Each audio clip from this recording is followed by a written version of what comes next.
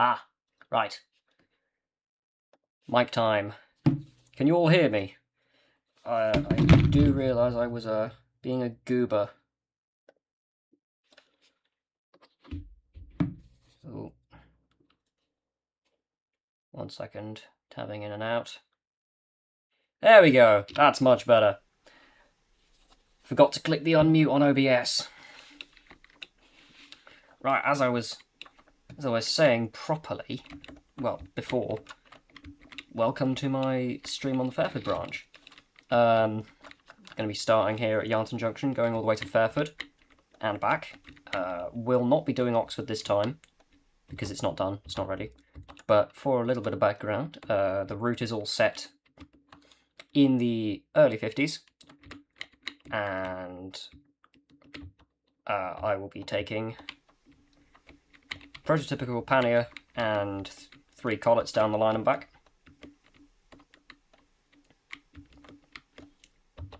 Lots of lovely bits of detail that I have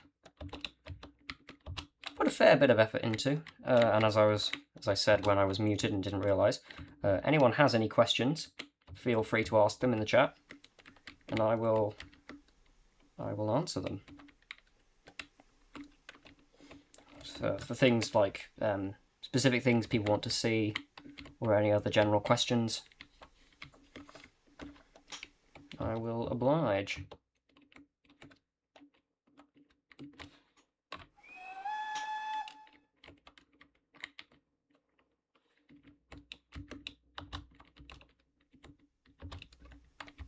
So, yeah, I suppose I'll start talk about Yarnton Junction properly then. So, it's on the Oxford to Worcester main line. Got the curve that goes off here towards the LNWR line to Bicester. And that way goes to Oxford. That's for the future. Not yet. Shunting opportunities. There will be plenty of shunting opportunities. Each of the branch stations has its own little yard, along with bigger yards like here at Yarnton. And then, of course, I won't fly to Oxford, but I will show you the map at Oxford, because I think I'd say there's plenty of shunting opportunity here. Plenty.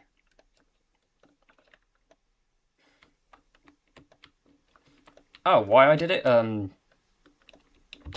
Because it's my local disused railway, and the more I've learnt about it, the more of a weird, wacky railway it was.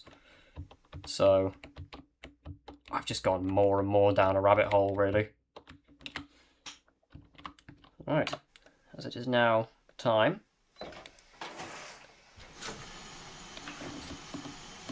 I shall get going.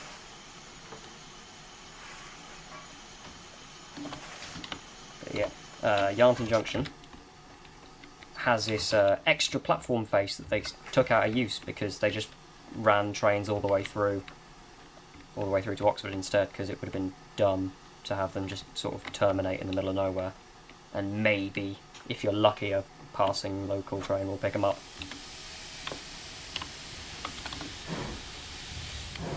Anyway, away we go.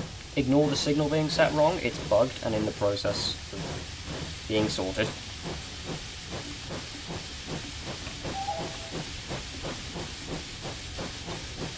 But yeah, Yarnton opened with the line, had this big yard put in the 40s war, because it was an exchange point between the Midland region. Locos on the branch were mostly pannier tanks of 57 and 74 variety, and a lot of collet goods as well. Small prairies did, but they weren't common. There was also Duke dogs that happened but weren't as common. If you go back pre-war, then you get all metro tanks and things as well. So plenty of opportunity for variety for driving and services. Also all sorts of stock was used as well, so that'll also be another fun thing. Yeah, big old yard. With a turntable, and got used whenever Oxford was broken. So there's plenty of photos of trains, of locos that have been sent up to Yarnton to turn around.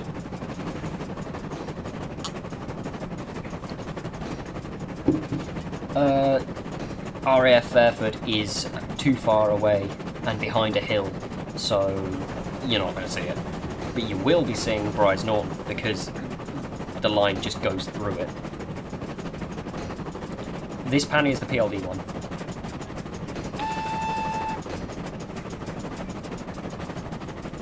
So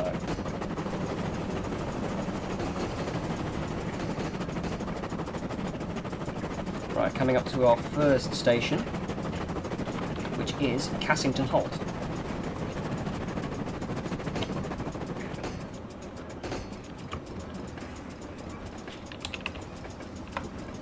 So Cassington Halt was first opened in 1935 and was originally on the other side of this bridge that we're coming up to, but you had to cross the road to get to the halt from the village, which they realised was dangerous. Don't know why they thought that, but yeah, for those of you who know this bit of the A40 today, yeah, you wouldn't want to be crossing that to gain access to a platform. So they moved it to over here during the war, I think, or just after, or just before. Not entirely sure, but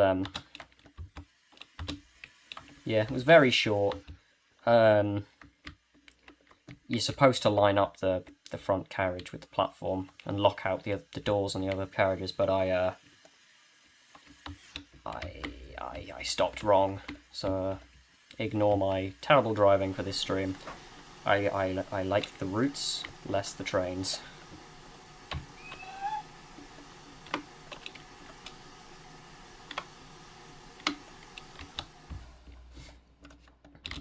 Fly ahead for a nice little view. The bridge is still there today, so it's yeah.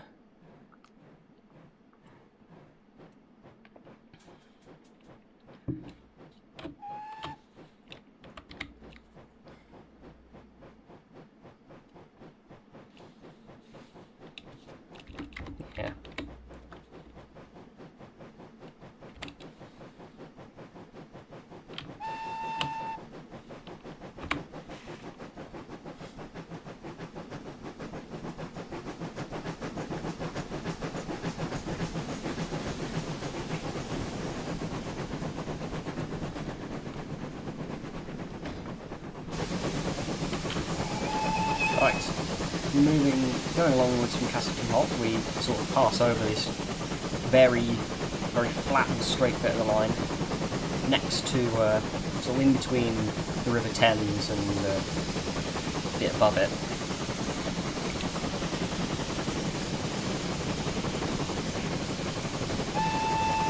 So, whenever you're going past Oxford, you'll always notice the big old hill of Whiteham Wood in the distance. Thames runs along the bottom.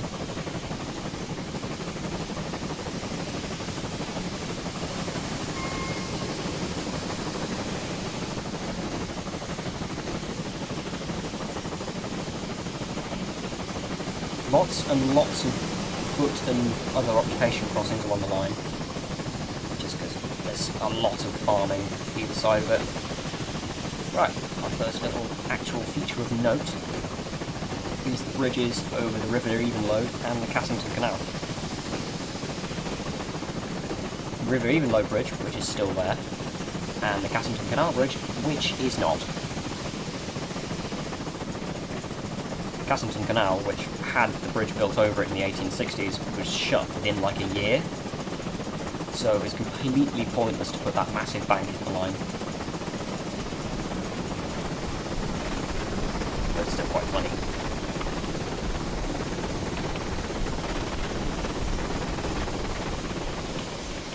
Line speed was 50 miles an hour, but later lowered to 40 in sort of later VR days. But as this is supposed to be earlier on, I've kept it at 50.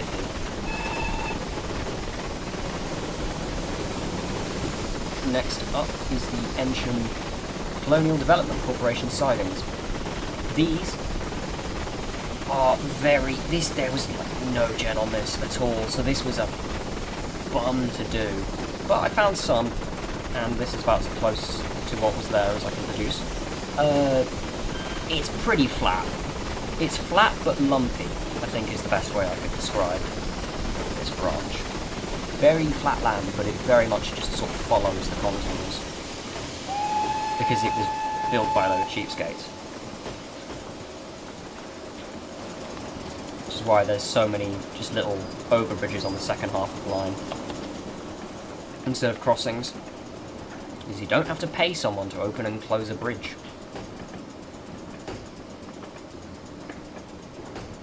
Right, first station is Ensham.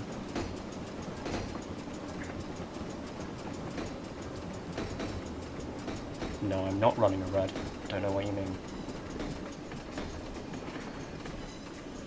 So, Ensham opened with the line in 1861, and was a single-track platform for most of its life.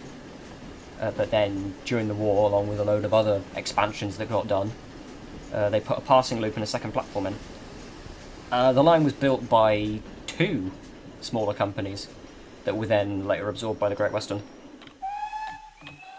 So they were the Witney Railway and the East Gloucestershire Railway. Originally formed to try and get a line from Oxford to Cheltenham to follow the modern-day A40, which then just the Great Western completely blocked absolutely everything for such a long time that they never got it all the way through. But fun fact, the East Gloucestershire built a whole load on the Cheltenham end of the line, which later got reused by the Banbury and Cheltenham Direct Railway. And there was a chunk of embankment at Andoversford, and that's still there. Never got used for an embankment, never got used for a railway, just kind of there. Yeah, the East Gloucestershire Railway was like 10 years after the Witney Railway, so it's a bit of a gap. Anyway, full send.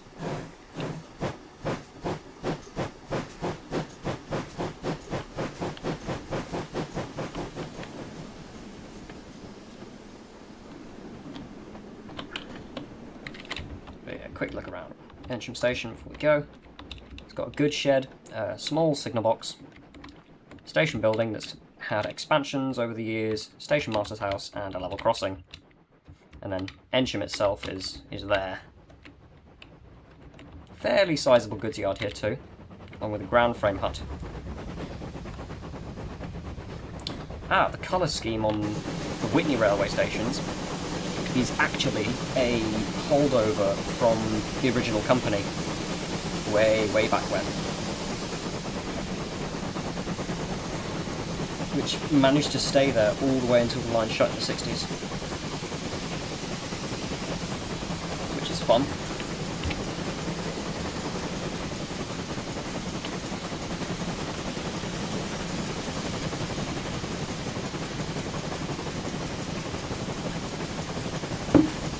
Yeah, I've gone rather nuts with scenery details, so I've got GWR line side fence. I went on a little walk the other day and found some remaining gates, at which point I realised, oh, those should be in the route, and then I made some in the route. Not these ones, these ones are the standard gab ones because they fit better on that crossing, but I'll point out the ones in the line.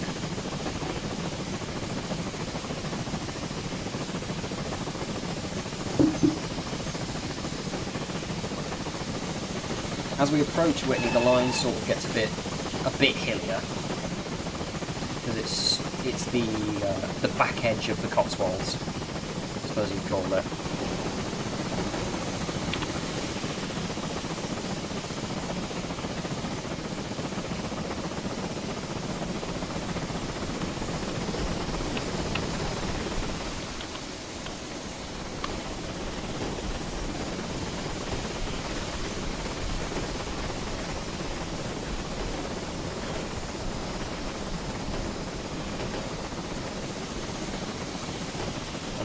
up and over this little bit of bank, and we begin our descent towards the next station.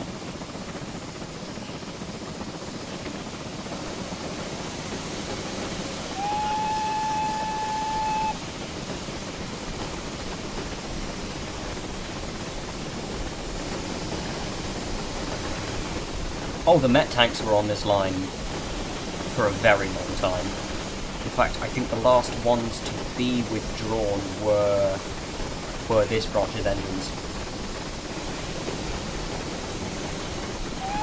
So you can use them from their earliest versions all the way up to the last ones, all present on this branch.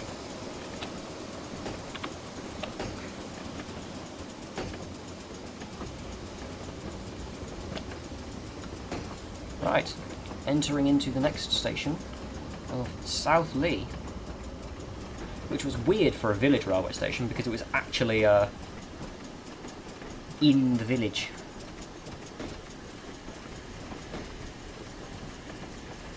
Well, I say in the village, as in the village as you could get, really.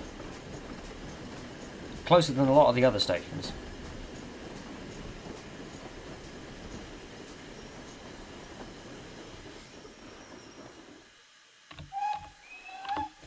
Each of the ground frames and other signal boxes, they all have little custom nameplates.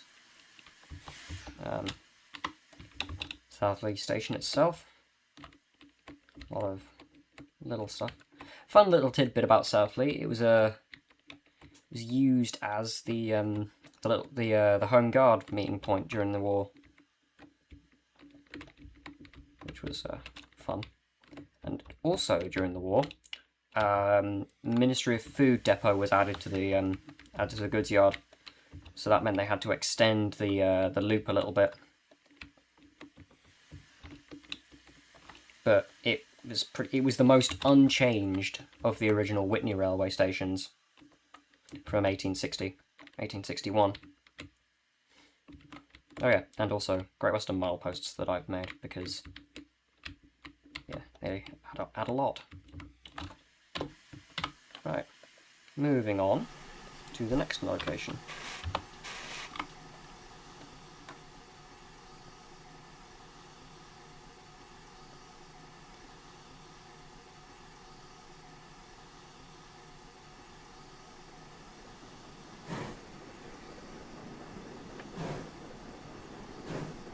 There's a short, well, fairly short bit of 1 in 100 immediately out of South Lee Station, so there are some decent-ish gradients for those of you who love a little bit of thrash.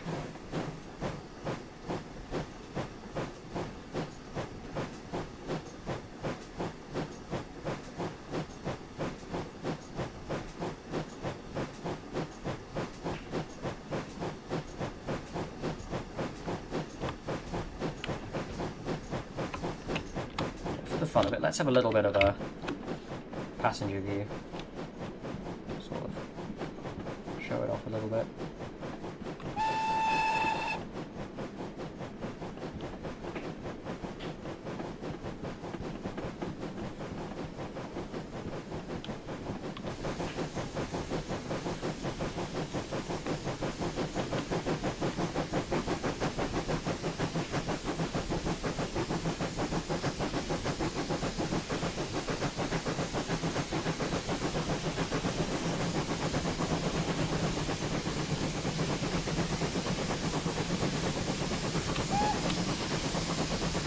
So the time period is the early 50s,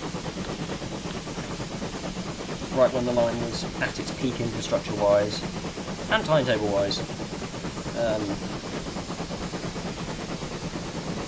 Before it all started to decline before closure in 1962.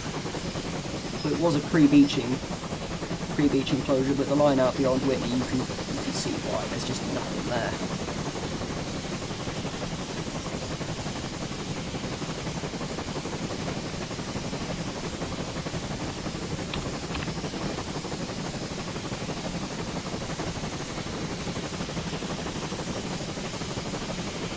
Fields.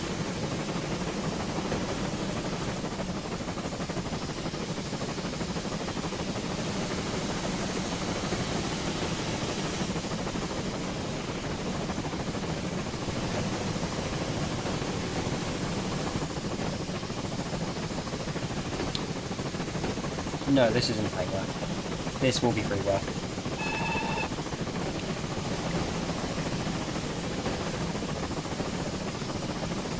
I couldn't actually tell you what the requirements are off the top of my head though, because I kind of ticked all the boxes a long time ago and then probably forgot. But it's similar to West of England.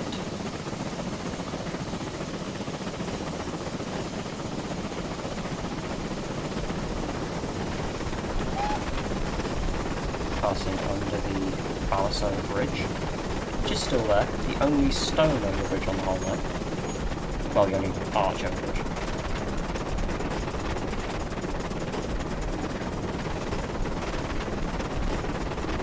And now we sort of come up into the River Windrush floodplain as we approach Whitney. Just about see the chimneys in the distance there.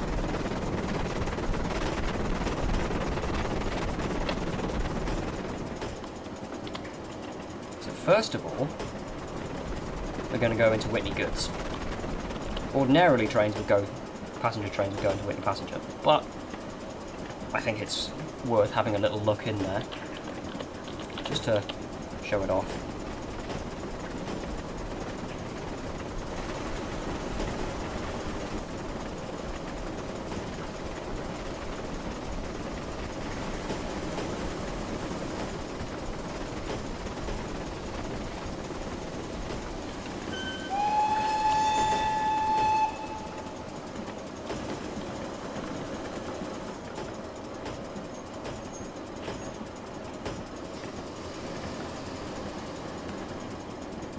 So, cross over one half of the River Windrush on a bridge that's still there, which is fun. All three of these bridges actually are still here.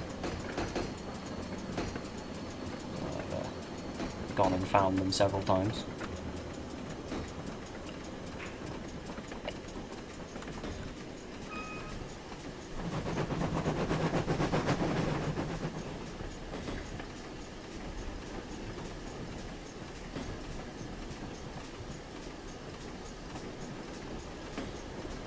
Right, and this is Whitney Goods, which was the original Whitney station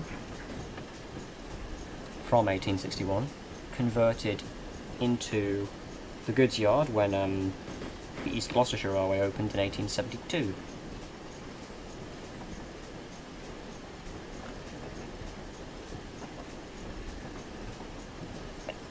So it's quite a little spot. But it's right next to... Yes, the goods station was originally passenger when the line opened. But it was right in the town, right next to one of the blanket mills, and the church of the town all being here. Those of you who know Whitney will recognise this view, hopefully.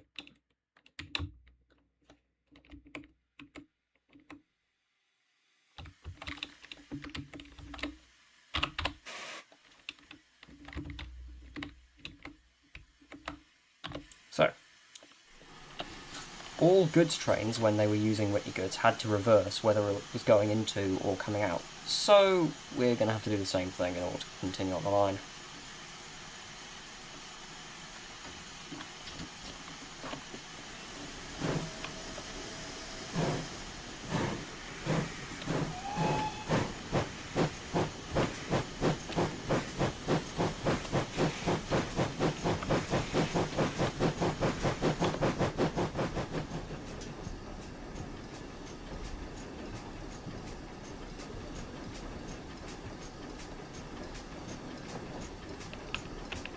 Yes, it was largely kept the same throughout its life, but it did have expansions done various points through the 20th century because Whitney was just actually quite an important town. So it definitely needed all the good space. So when the line closed in 1962, it was actually curtailed to Whitney Goods until 1970, when it finally closed to goods.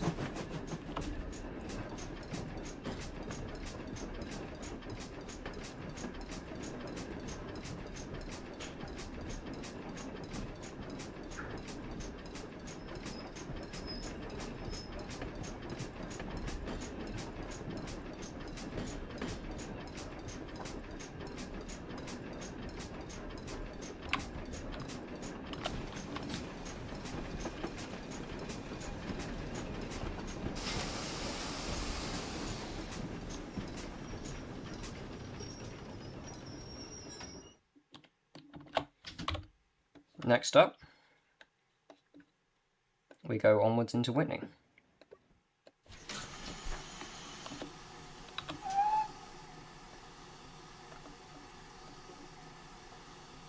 Which is personally my favourite station on the branch line.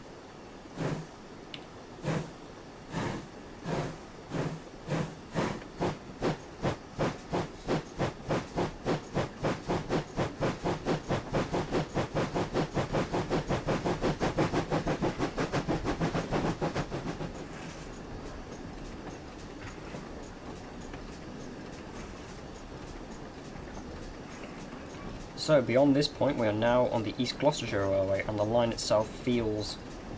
it is a noticeably different railway on this half than on the first half.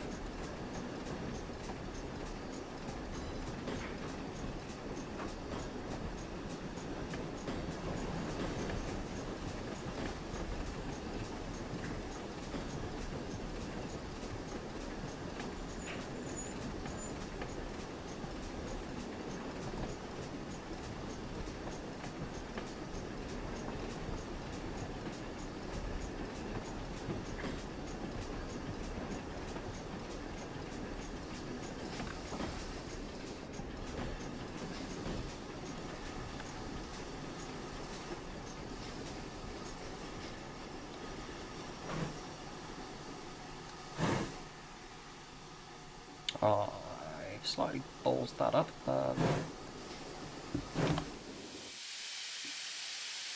Right. Now I show off my lovely water crane. And I missed. It's fine. Ignore that. Yeah, this is Whitney Station. So... opened in 1872 with the rest of the East Gloucestershire line. It was very much heavily rebuilt by the GWR. It's got the standard EGR station building, and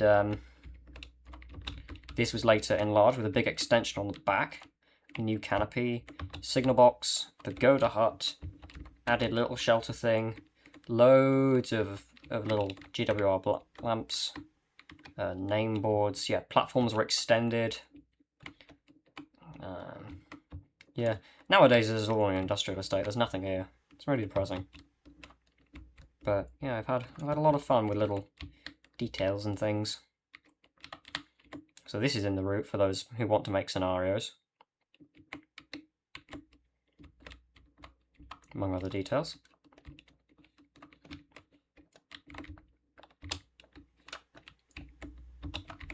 I think I've got enough water now, so...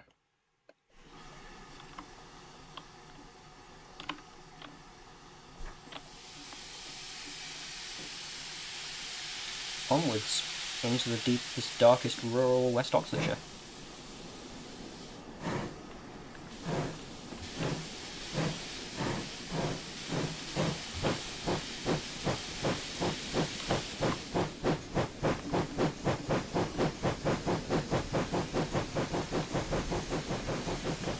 And we enter one of the larger gaps in between stations, sort of going over fields.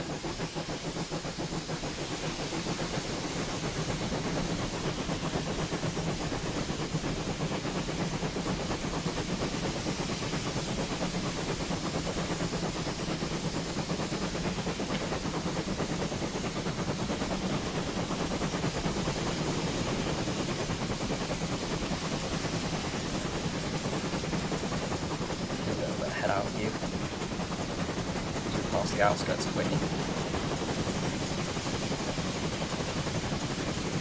And this bridge marks the Mackies, so I'm fairly familiar with this little bit.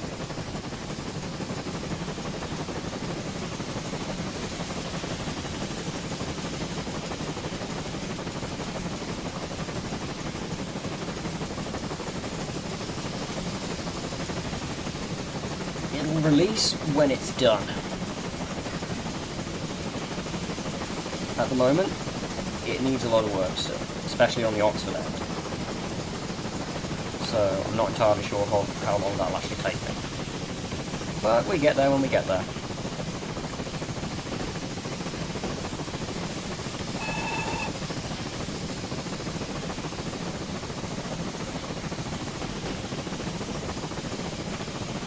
If I put that on, you can see the current gradients.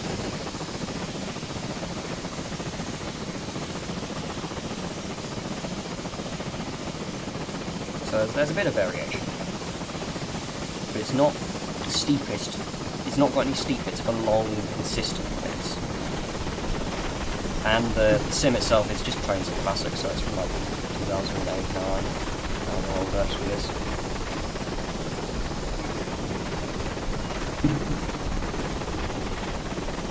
I'm just going to fiddle with a setting quick.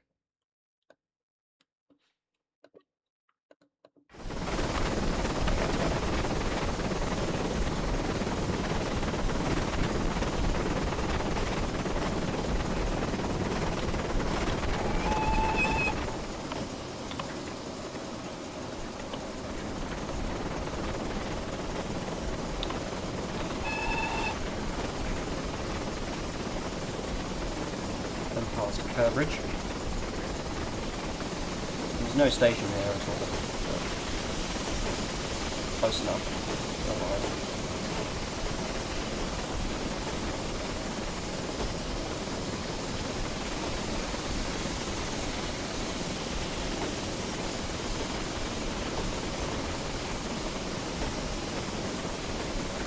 And we're coming up on the first bridge out of Whitney that still exists, Kerbridge Road. Goes between Whitney and sort of Bryce Norton.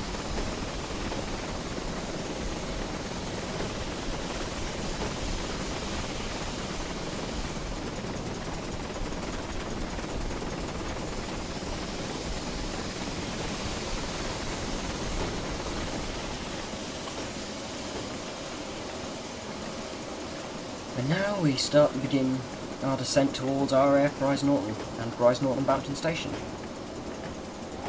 I'm sure that there are several of you here who will find this particular bit of the route of interest. But bear in mind, everything you see here is still work in progress and will need a lot of work before release.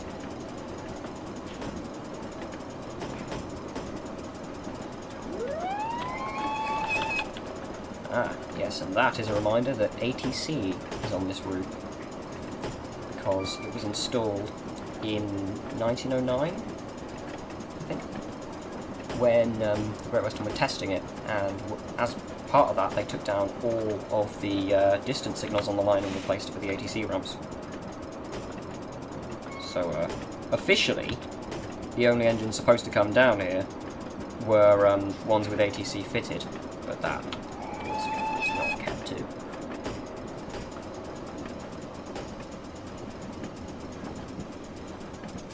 But by the time of this route, I think most locos had it fitted anyway, so it wasn't really an issue. Well, most Western engines. There was a story during the war of a B-12 taking an ambulance train along the branch, which, yeah, I've never seen any photos of or heard anything more than anecdotal evidence of it. But if you wanted something decently large, then you could fit that.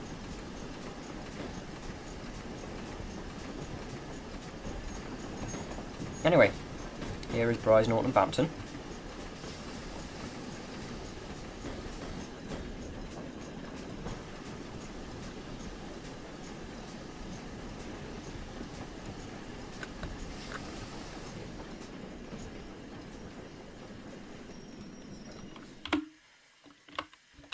So, it's got two different bits of platform, another shelter like Whitney does, a slightly oddly shaped station building because it had extensions built, some bike sheds with a bike, obvious signs, concrete lampposts, and then the elephant in the room that is RAF Bryce Norton right next to it. So I had to dig through and find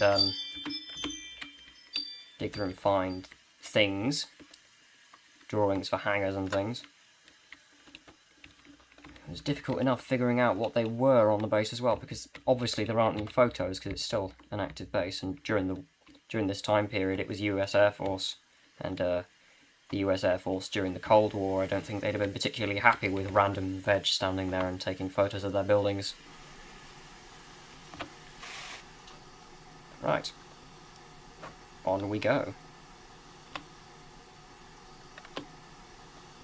Oh yeah, also got traffic on some of the more important roads.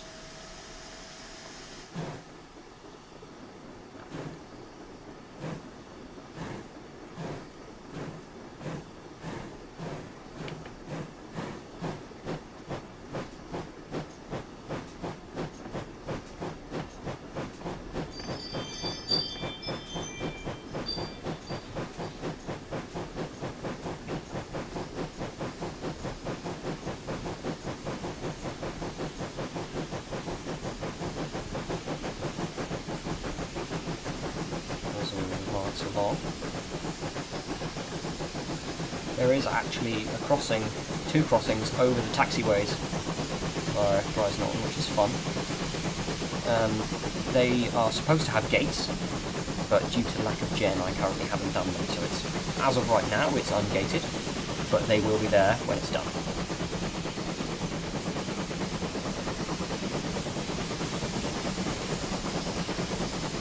Something else that I have known before I Rise Norton, as well as the hangars, is the planes, which are B-47E Stratojets.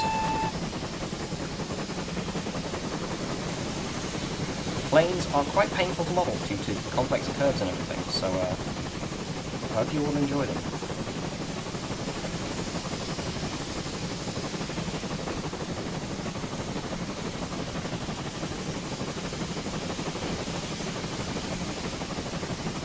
Big hangar in the distance.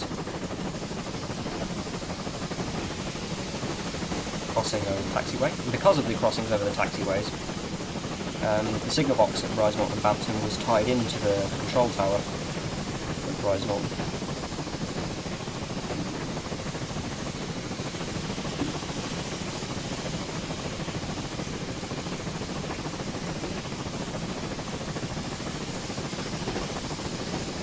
Carston in the distance. Silly town, nobody ever needs to go there.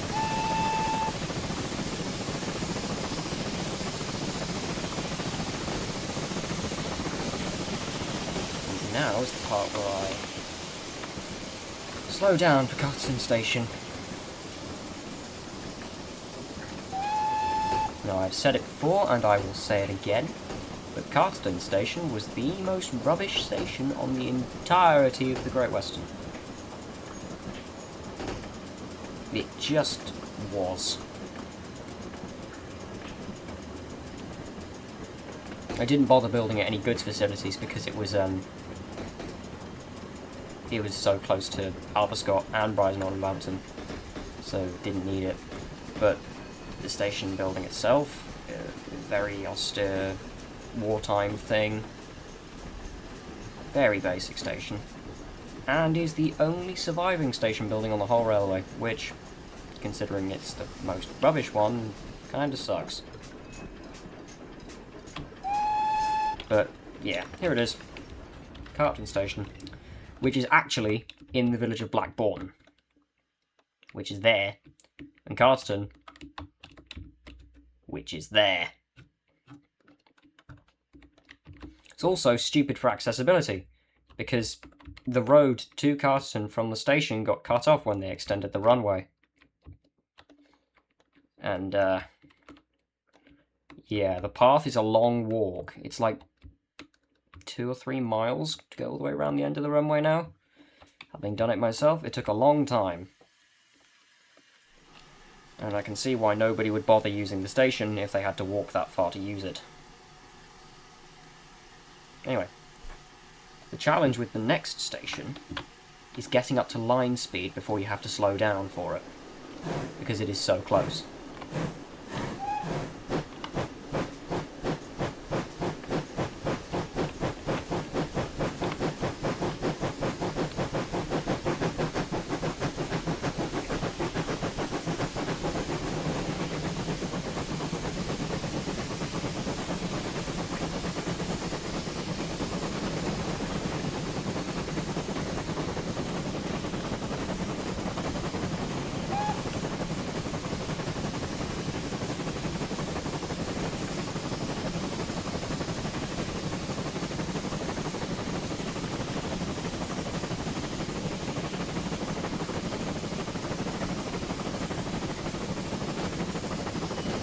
And I don't think I'm going to be able to get quite to line speed on this run, because the station it's right there.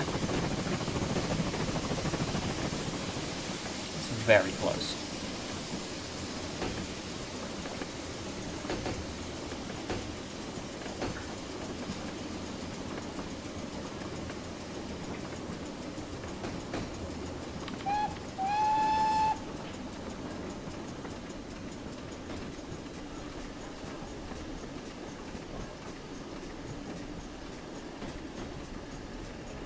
So the next station is Aldersgate, which was weird because it had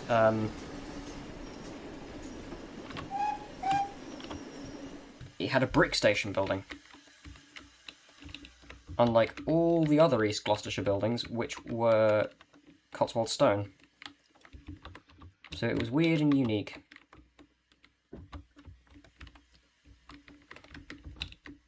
And also was remarkably unchanged from opening, had no signal box or anything, just ground frames with some sidings.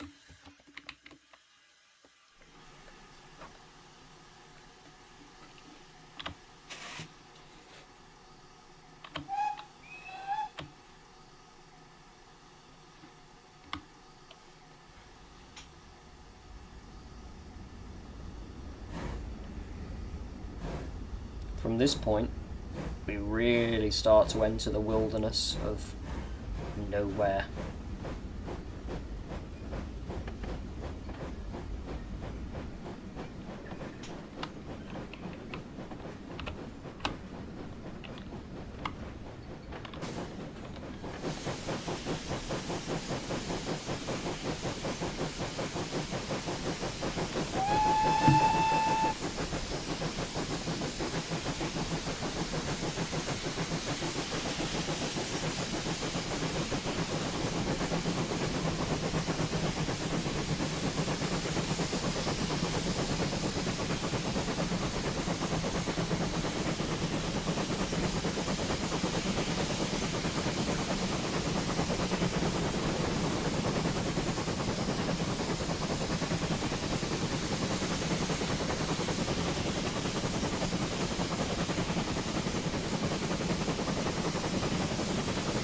The line was always standard gauge. There was never broad gauge along here. Probably part of why it was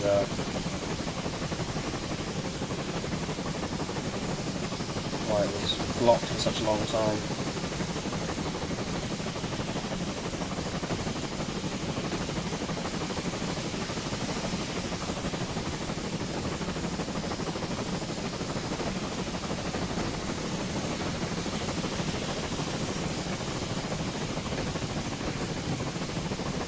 You'd never get a broad gauge train under these bridges.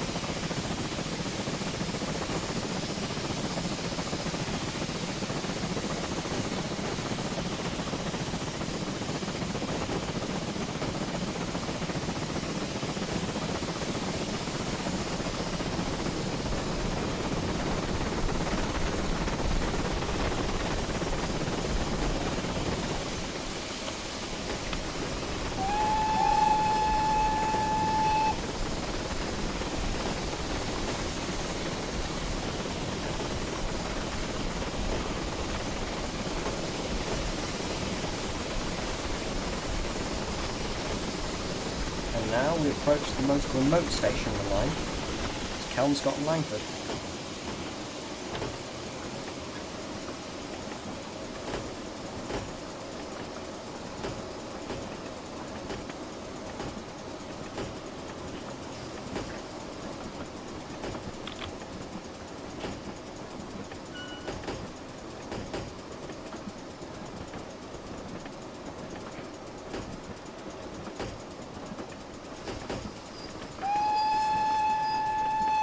Langford's there, but that's still further from like every other place.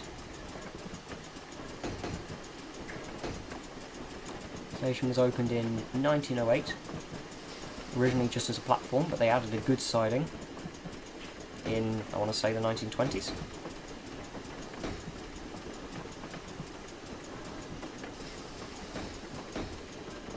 And what's fun about it is that the goods siding is actually on the platform.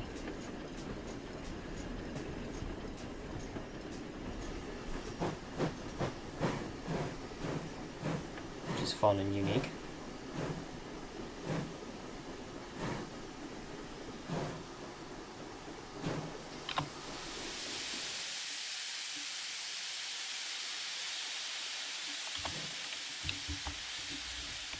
Nowadays, this is the only station that's just kind of fully abandoned.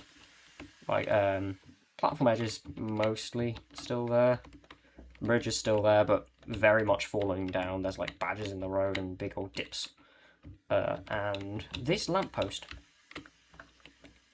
which those of you who are in the GAD Discord will have seen me post those in the photography channel the other day. I think Brighton on a Mountain is probably further from the towns, but it's got the RAF base, so I wouldn't exactly call it the most remote station. Whereas this is just kind of fields.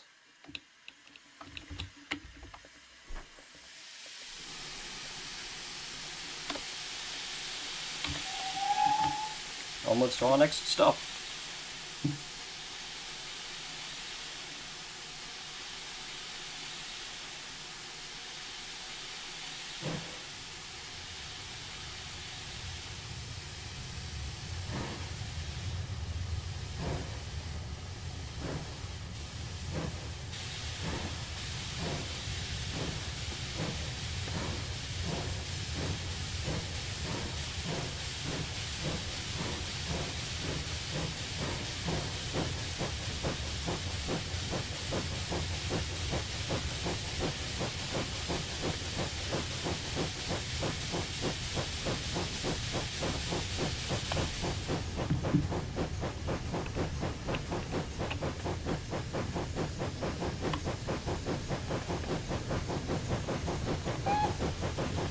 Onward we go.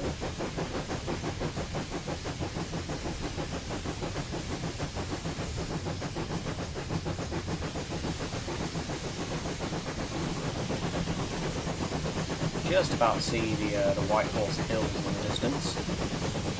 It's over there somewhere.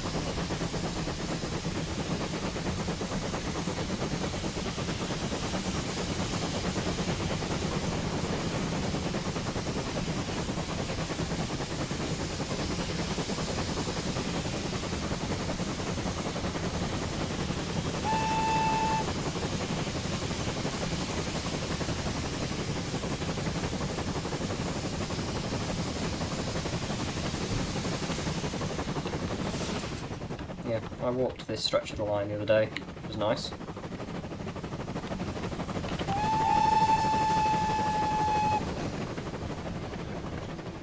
And this gate is the one that's still here that I based these off. Which is very veggie, but, you know, it's fun.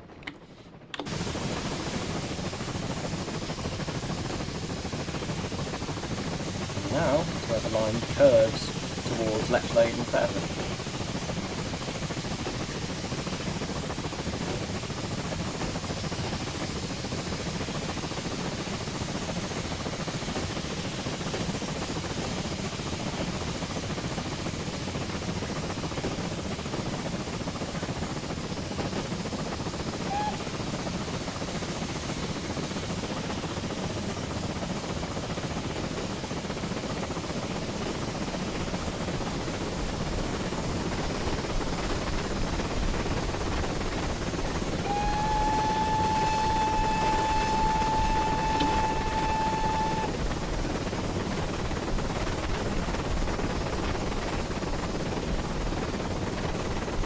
And here is Little Farringdon Crossing.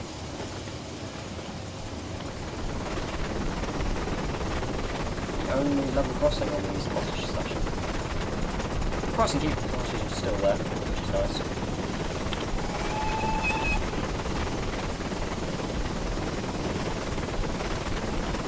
Now we come round the corner into Lechlade. Again, the point of the line comes quite close to the Thames, but not close enough to actually warrant putting it in the route.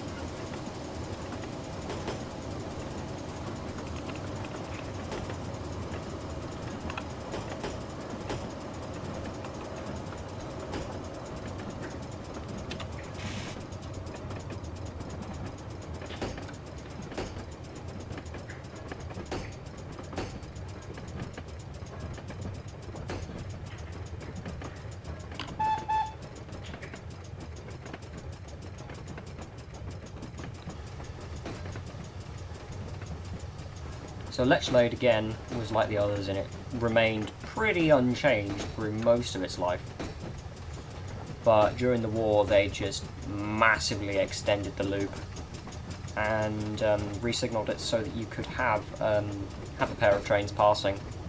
But this would only ever be one goods and one passenger or two goods trains. You'd never have two passenger trains passing at Lechlade.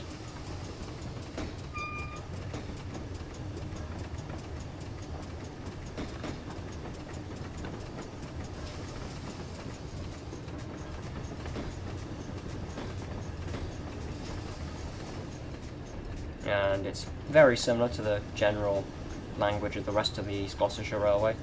Single track bridge at one end of the station, platform, small stone building with a platform level Great Western 1890s signal box.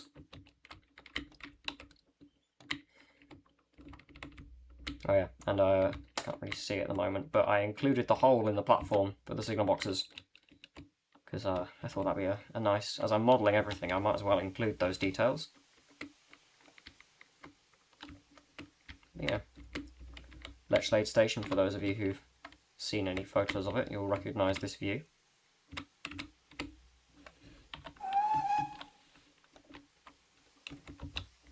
And again, traffic on the main road.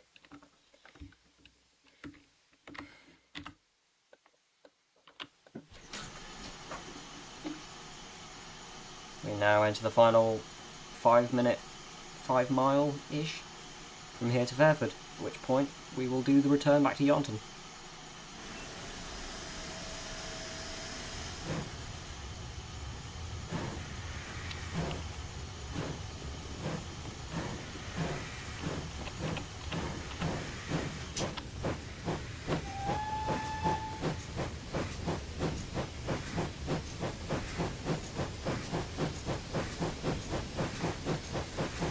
So those of you who've been around in the TS scene for a while will know that Lechlade to Fairford was an old UK TS route.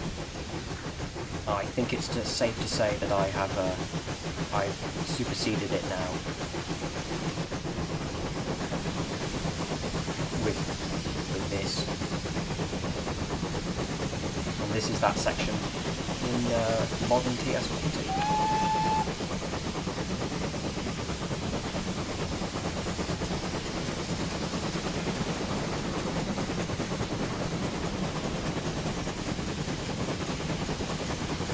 Yes. Whoever did introduce me to this all should be thanked. I'll make sure to buy them a pint at some point.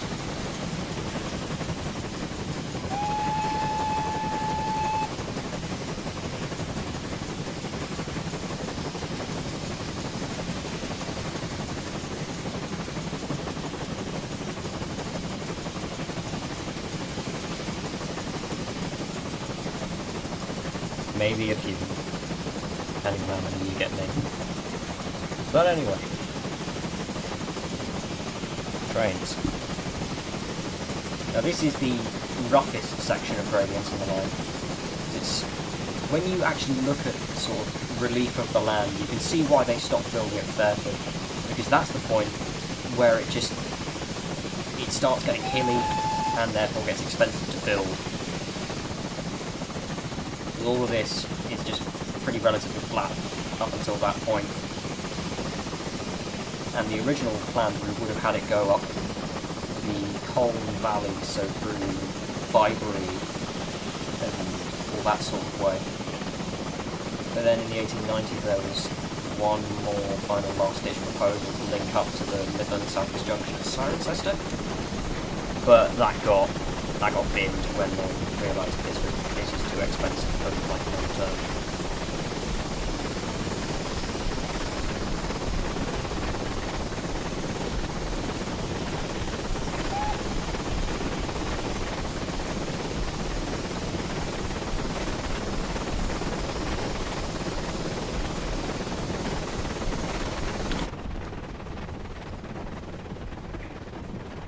Smoking, yes, trains do in fact smoke.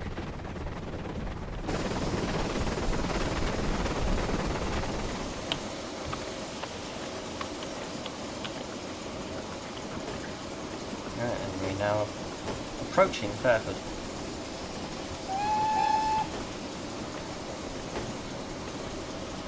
Yes, they did build a bit of cutting and a tunnel in Andoversfield.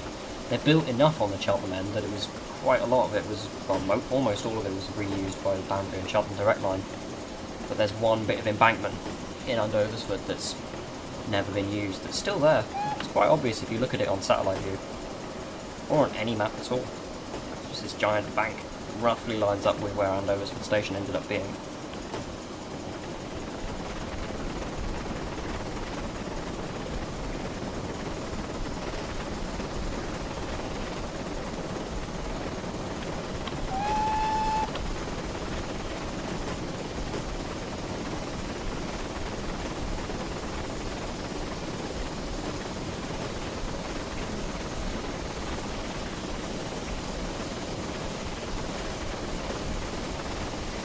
Here is the final bridge before Fairford Station we'll come back on. At the start of the corner, line turns southwest.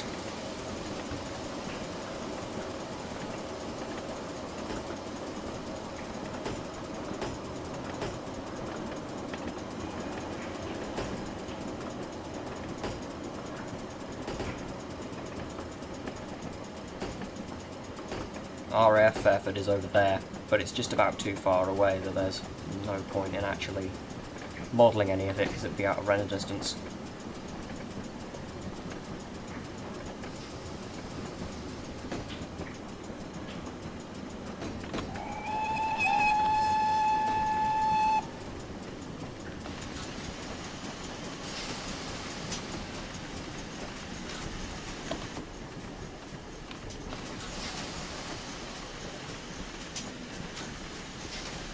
And here is Fairford Station itself, the terminus of the branch line.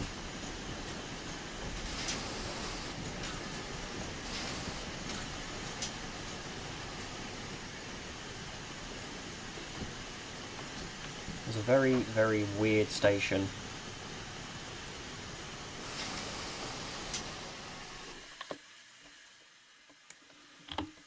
One of its notable features was this strange pentagonal signal box to give access to the loading dock.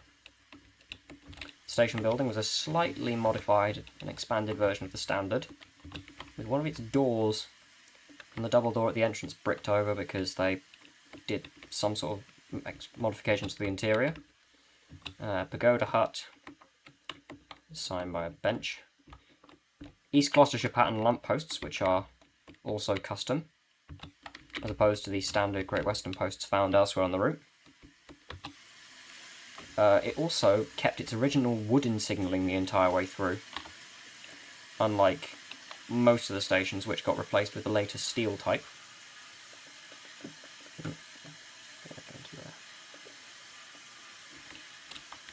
So, as it was quite clearly never intended as a terminus, in order to run round, trains had to pull forwards to the loop, which was in the goods yard. So I shall pull forward to the goods yard.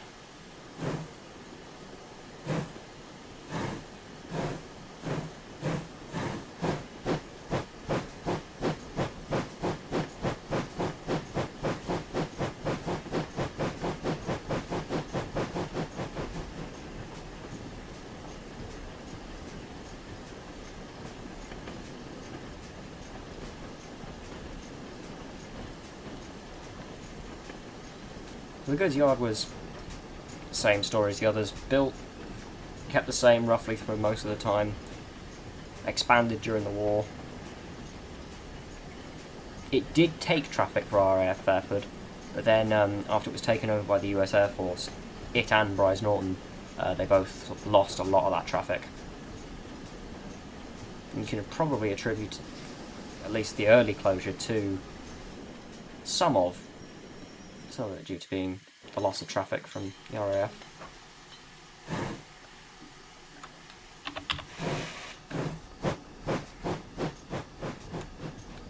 Now we will use the turntable and head back the other way, but not before filling up on water. Now, most locos on the line did use the turntable at Fairford, so bunker first running was not common at all.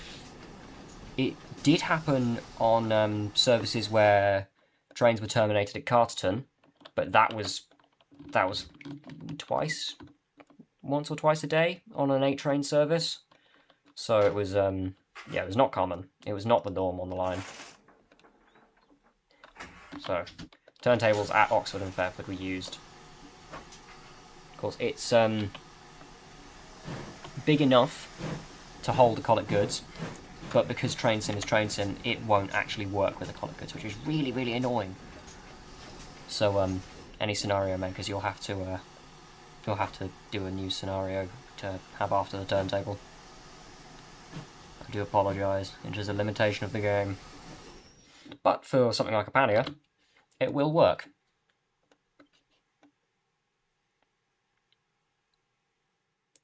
So I'll just have a little show off of a Fairford loco shed. So I got things in the sidings because these were usually used for just storage of random stock. Occasionally a loco and a brake van would be in the sidings. The shed is long enough for 2 tank engines. Maybe, yeah, 2 tank engines. That's about it. It's not very big. Normally it'd be the last train into Fairford would the engine would stable in the shed and be the first train out in the morning. For those who want to know that sort of operational detail. I'm not sure why there was a giant earth bank in the back corner of the yard. It was probably something to do with the excavation when they were digging out to make it bigger during the war.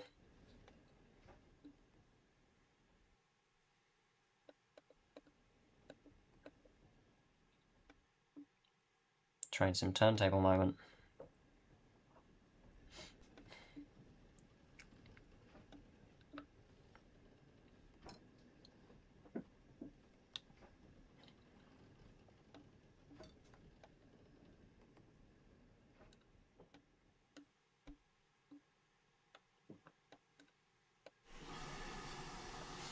Right, I shall head back onto my train and head back towards Yonton.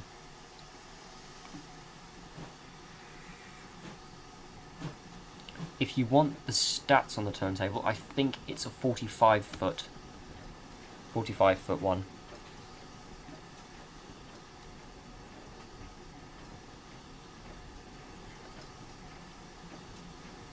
Of course, the final milepost, 89.25 miles from Paddington.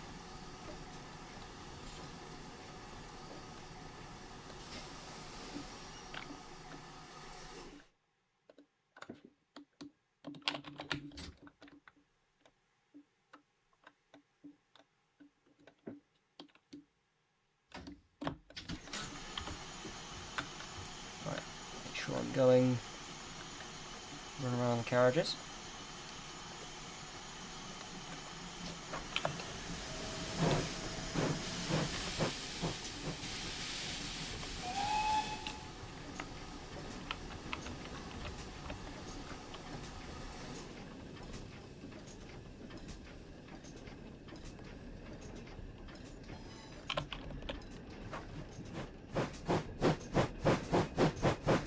So Fairford itself is just over there.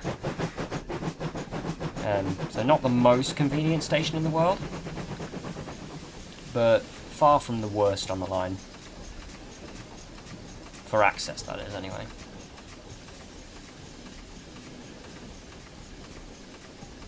Locals on the line was mainly, throughout its history, it was mostly metros. Panniers were later, and there were also collet goods. The largest thing you generally see was a Duke dog.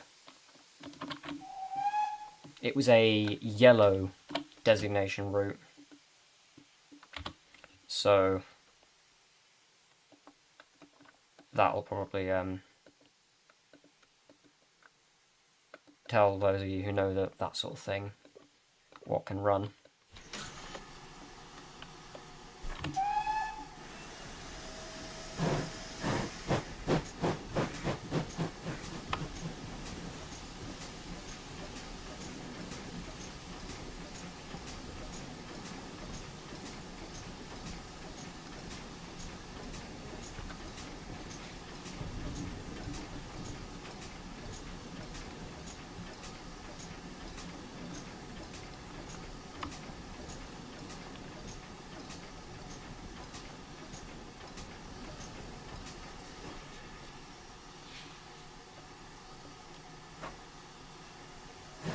Ignore my atrocious driving. I am a station veg, not a train veg.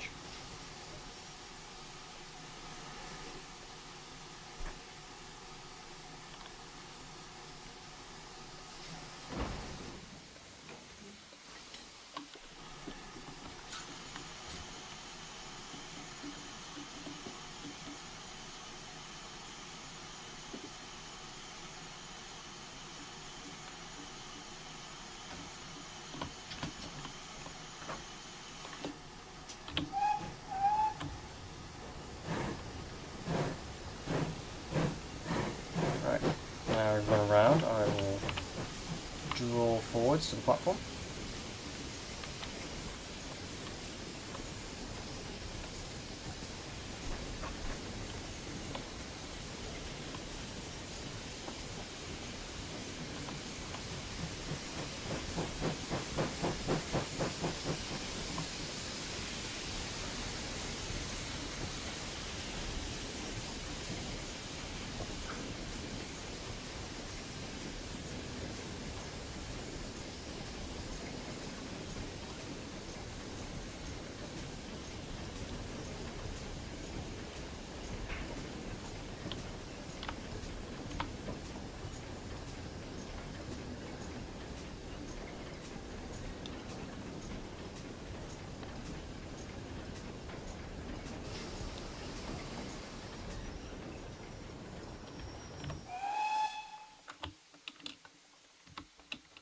So yeah, have a quick look around Fairford Station again for any who may have joined in between running around and getting here.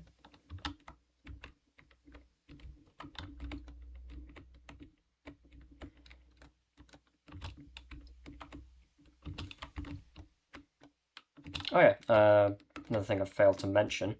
Fairford and Lechlade, and Alverscott as well, they kept their Great Western building colours the entire way until closure in the 60s. Which was fun. Probably just due to the fact that they're so out in the sticks of the GWR network. Like, this is pretty much as remote a branch line as they come, and it's like 25 miles from Oxford. So it's not exactly a short trip out to go and repaint some things. But anyway, onwards back to Yarnton.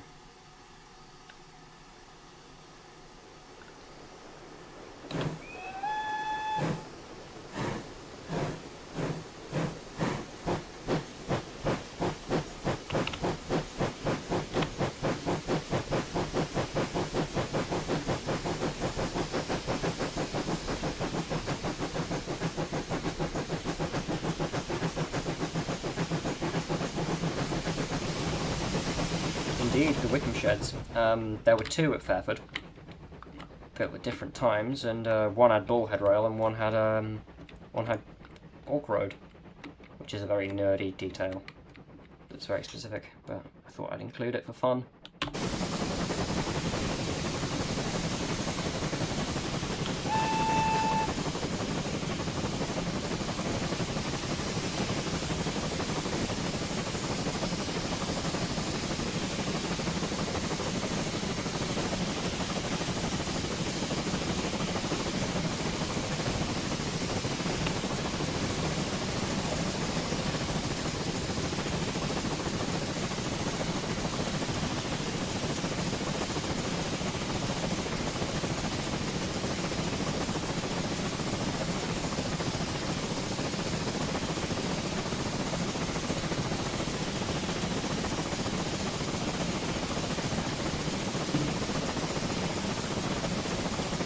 back along the big straight bit.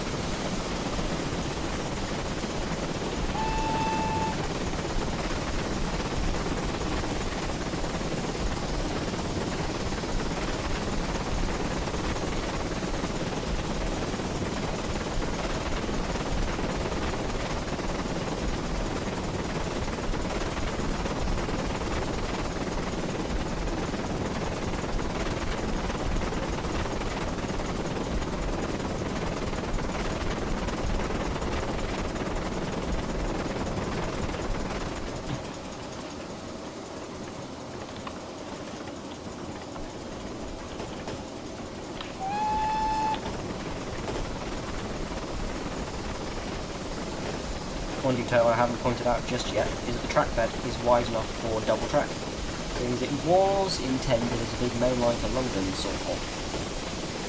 It was obviously never done. They ran out of money.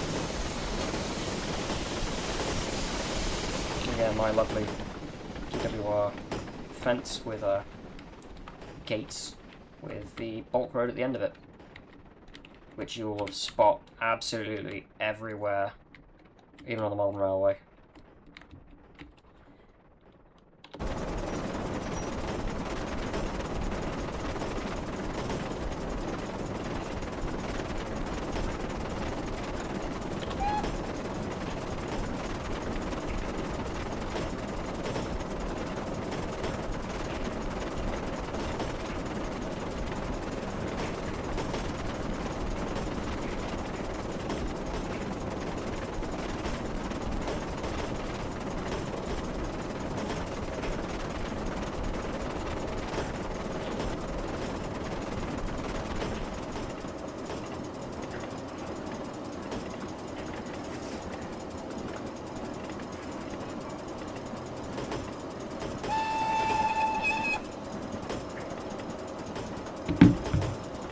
Coming down the bank back into Lechlade, so I probably shouldn't be doing 50 still, but it's fine. My route, I do what I want on it. Yippee.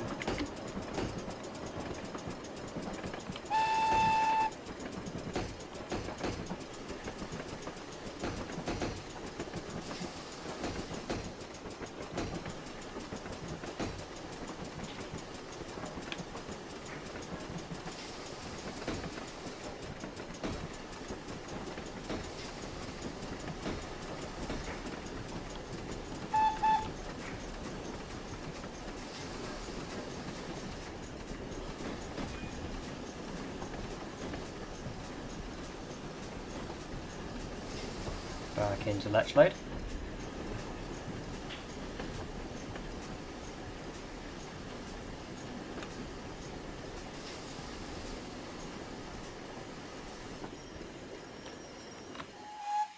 And little different details. I've got concrete fences here instead.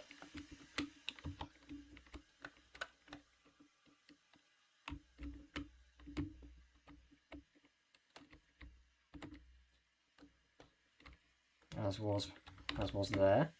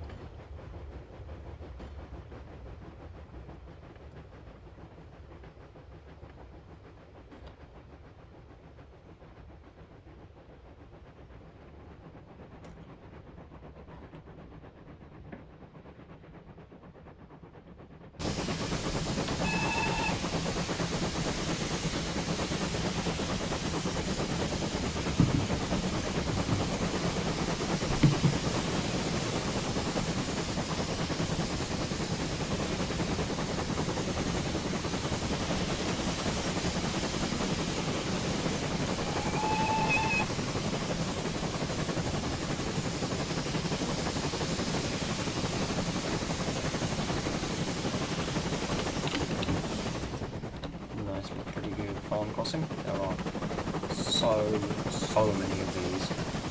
It took a very long time to find them all on the maps and then put them all down. And then inevitably go out and about on the line today and find a few that I had not placed and go and put them in. So much fun doing all that. But it's fine, it's worth it. Because it all looks very pretty now. Of course, there's still a lot of work left to do. It will continue until the end of time. One must imagine Sisyphus happy. And all that.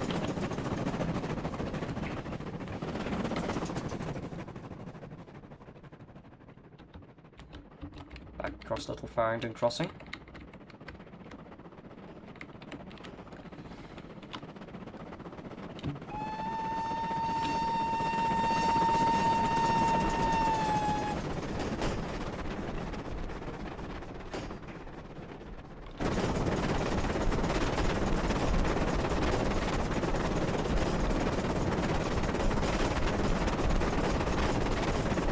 I mean, walking along this bit of the line today, it's weird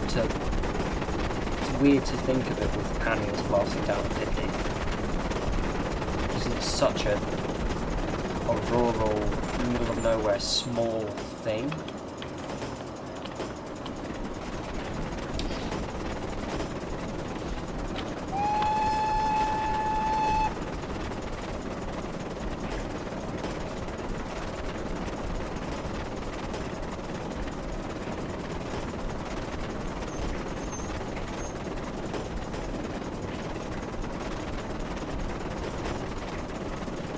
It's nice to have a place to properly stretch these things' legs.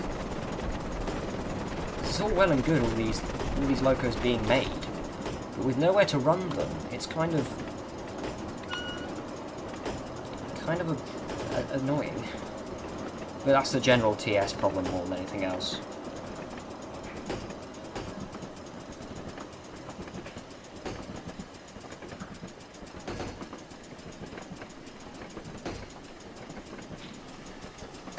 Partly why Great Western Levels exist as well. Plug, plug, plug, plug. Everyone go download that and play with it. And also, be ready for the update, because that's going to be very nice.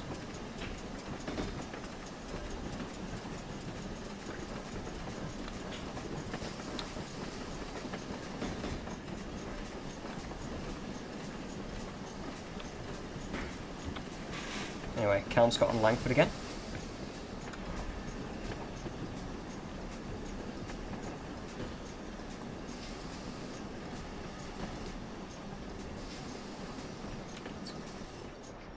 Very much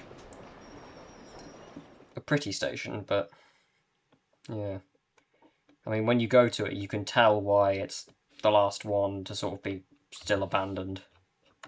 Just going to check my routing, because it'll all be set for the wrong direction. Fix that all quick. If my mouse would like to click. Thank you.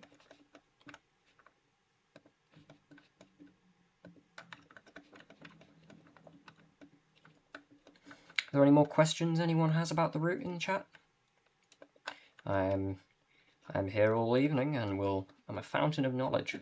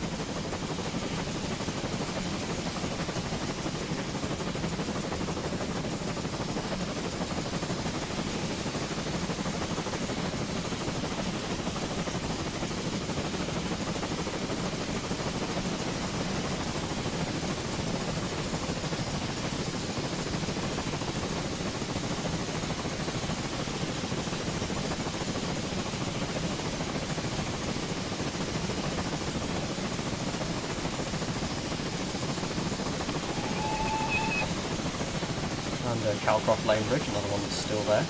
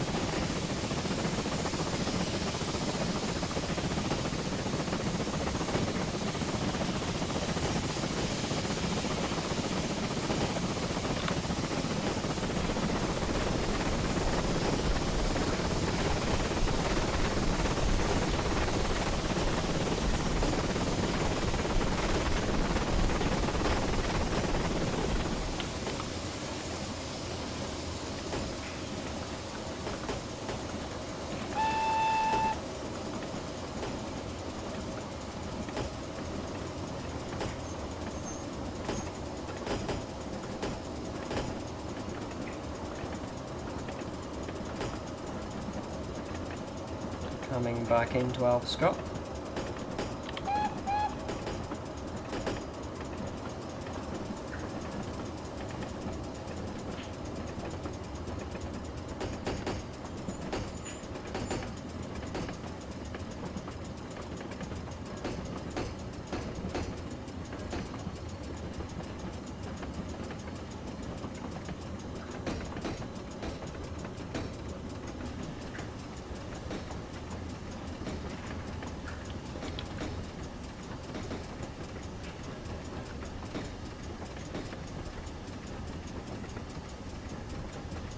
Yes, it is a decent line.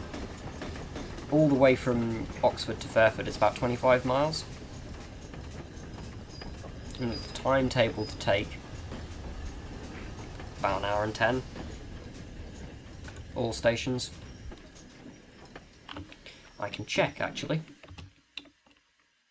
Ta-da!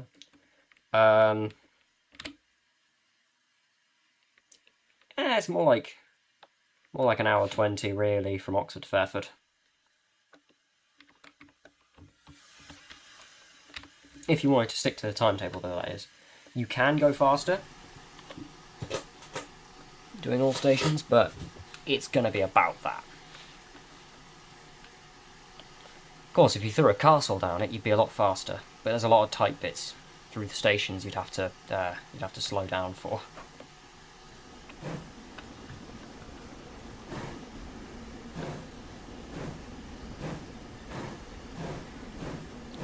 Of course, with Oxford, when it's done, you'll be able to run anything there.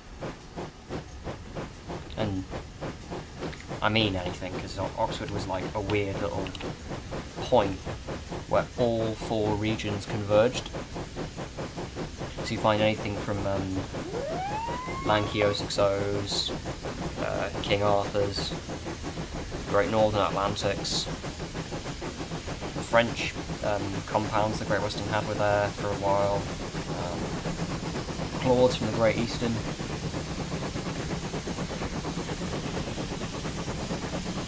the obvious all Great Western types, pretty much anything.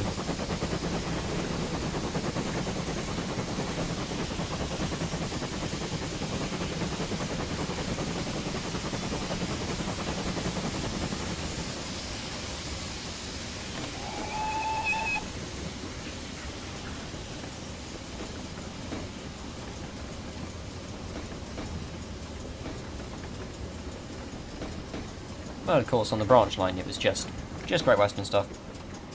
Apart from that previously mentioned B12 in the war. Maybe there's like the off chance of something else, but it's not recorded. No photos. Not been written down anywhere. And until I invent time travel, I'm not going to be able to go find it.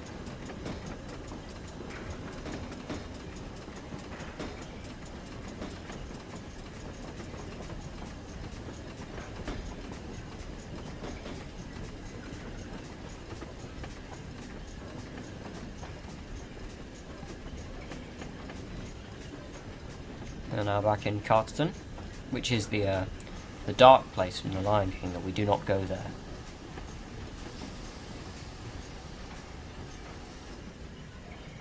Of course, I'm still stopping for the sake of the showcase, so I hope you all appreciate me falling on my sword. Oh yeah, and I've got a little bit of fun here. Stairs up to the bridge. The bridge which I may or may not be guilty of going to with a tape measure to make sure it's right, but it means that it is actually correct. Like, fully. Yeah, there's Bryce Norton in the distance.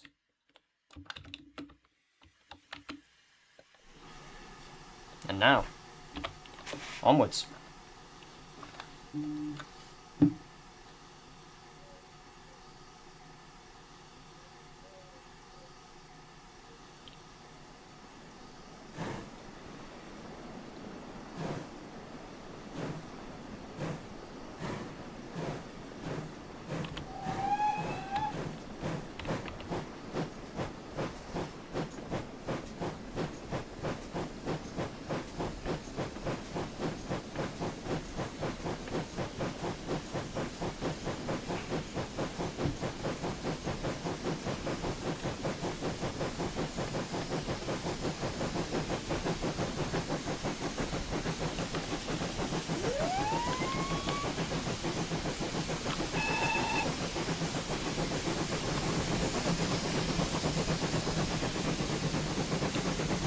Back down the bank towards Bryce Norton Baptist Station. Passing through the back of our Bryce Norton.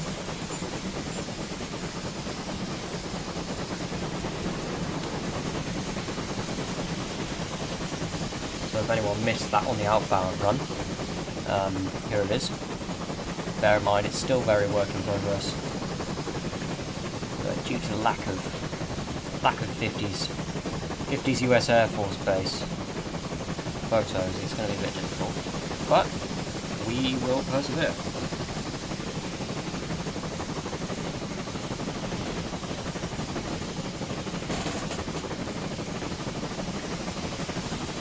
And those people who know what goes on can tell me things, and then I'm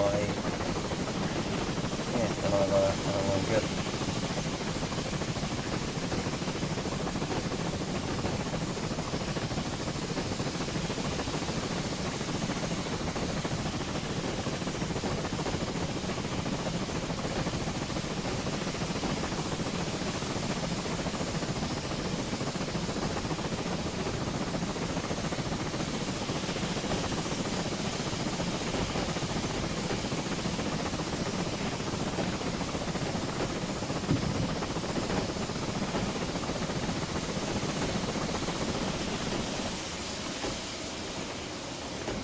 Back into Bryce Norton Bampton.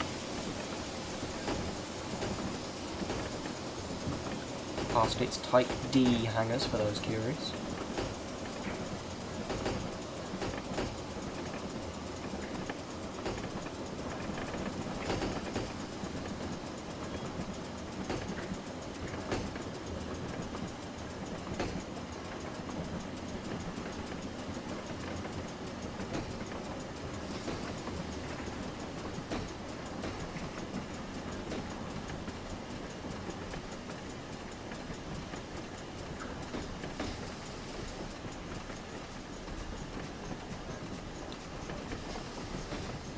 I might have overshot it. It's fine.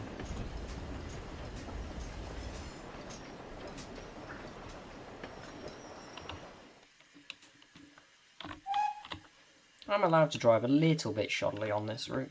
It's not like I've been driving it for the last 6 or so years. However long this has taken to build.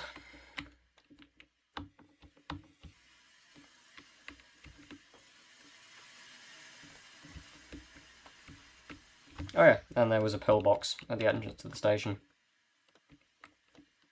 Different type to this one, but I don't want to make it, so this will do.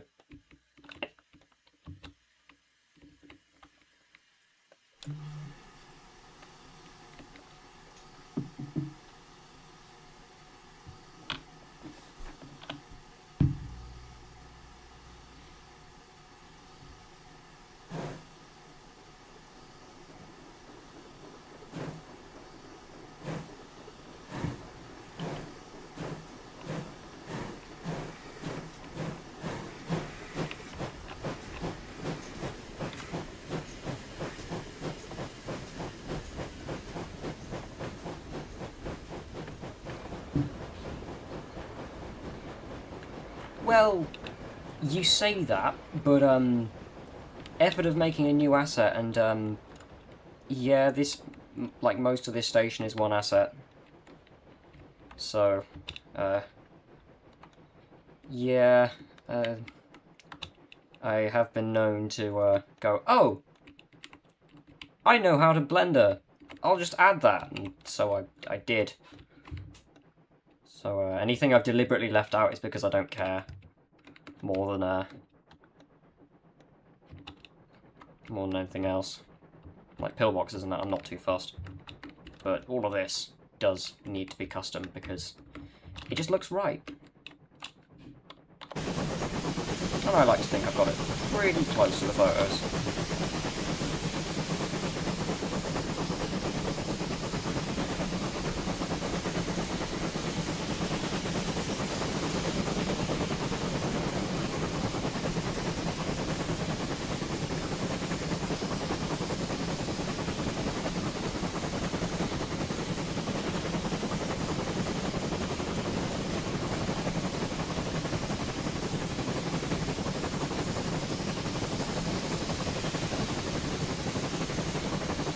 Yeah, I'd say TSC's worth it.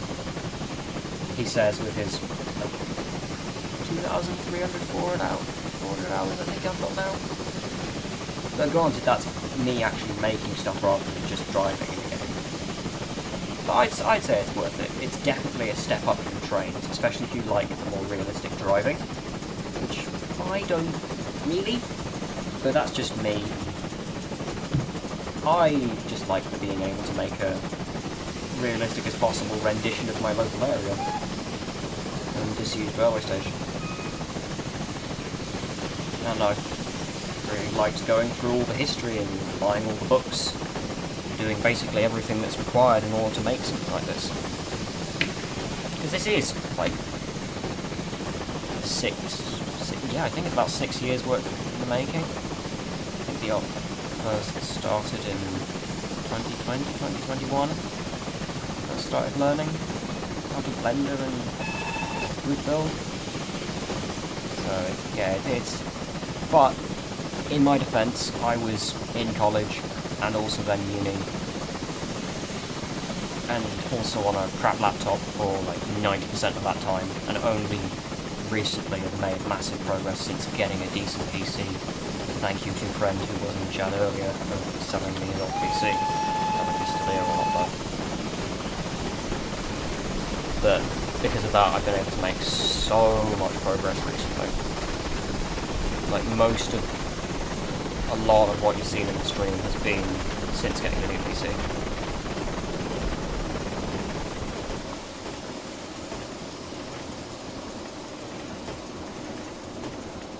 It really does make that much difference.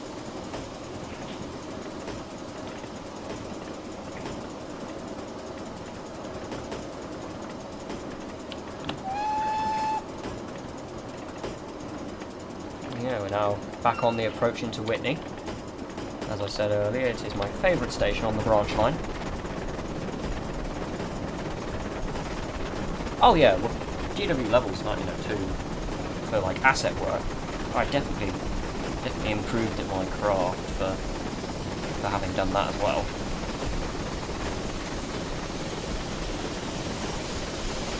I don't have the halls, so I can't give you my personal recommendation on them, but everyone who has them says they're brilliant, so I'm sure Mr. Gagharry will be glad to also say that they are good.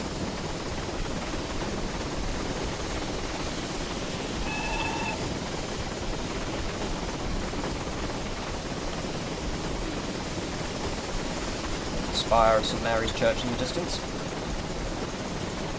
We approach into Whitney. My attempt on Burwell Farm, which is now, all of this area I'm in now at the moment is all housing estates.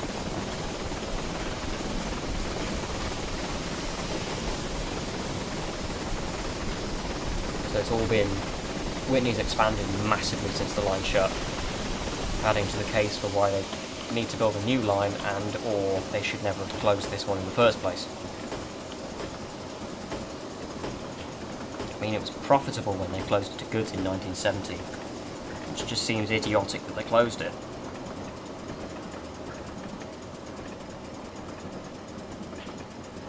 But anyway, that's a rant for another time. If I get started on that, then I'll go down rabbit holes. And I think those are best kept out of my little train stream.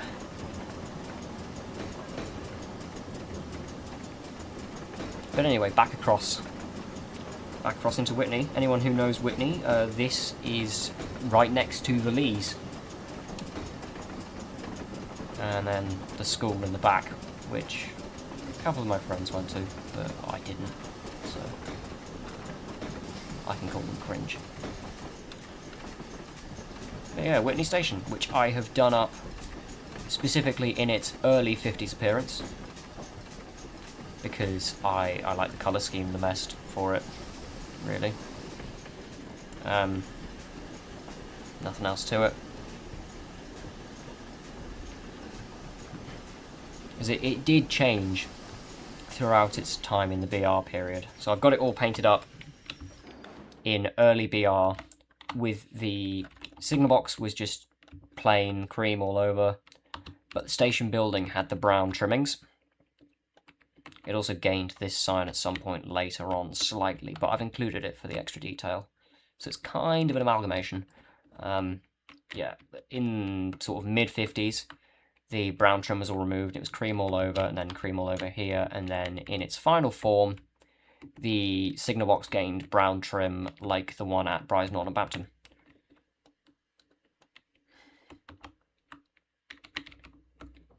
So yeah, I've got lots of little details. So that texture took a while to type. Some signboards, this, little timetable, poster boards, and a book.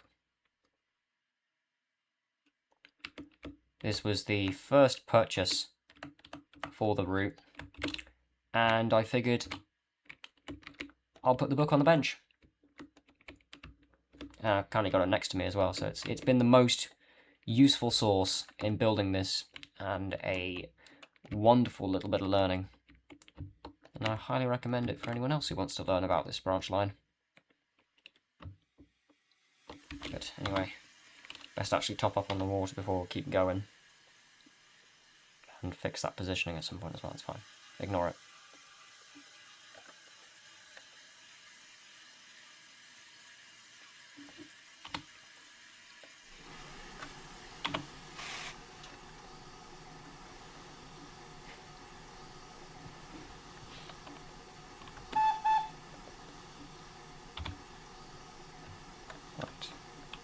And onwards we go, away from Whitney.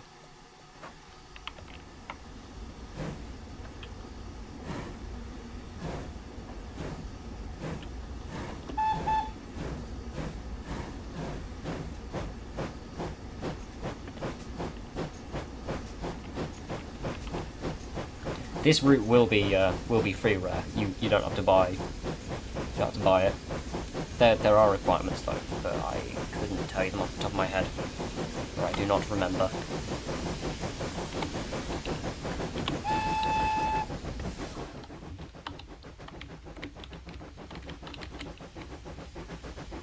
These bridges, which I am also guilty of clambering over with a tape measure. It's worth it. They look good.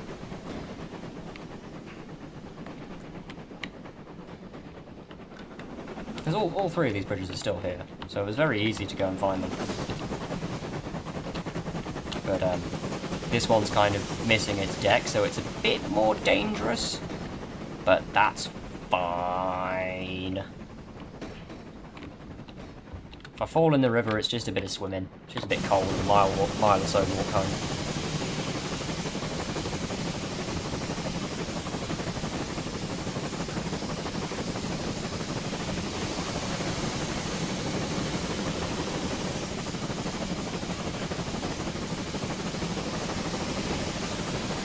We are now back off of the East Gloucestershire Railway, back onto the Whitney Railway. earlier section that also survived after the closure of the rest of it. So there's various photos post-62, pre-70 of rail tours up the branch. There's one with a pannier tank and southern stock, several of DMUs. Yeah. Survived remarkably. It was one of several little freight lines in the Oxfordshire area that survived remarkably late. Because the Abingdon branch line also survived really weirdly late, and that's not too far from here. And the Cowley branch is the obvious one as well. That's still there, getting reopened to passengers. It would have been nice if the Whitney line had stayed as a goods line and then reopened to passengers recently, but a man can dream.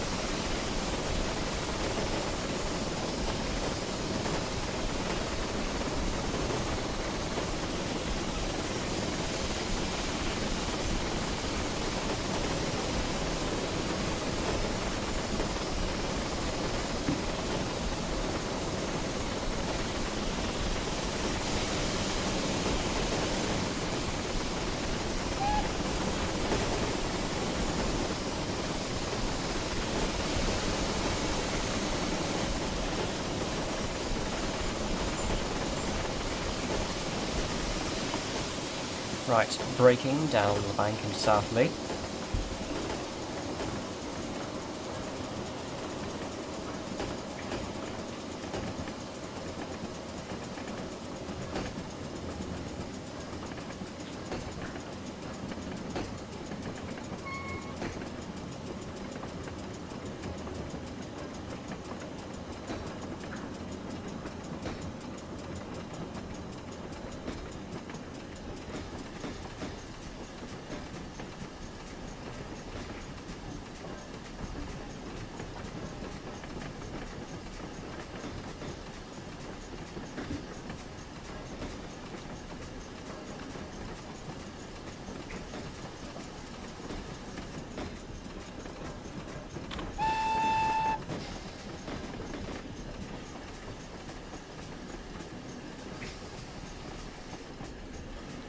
Of course, Southley being the first of the stations on the return that has the green paint scheme.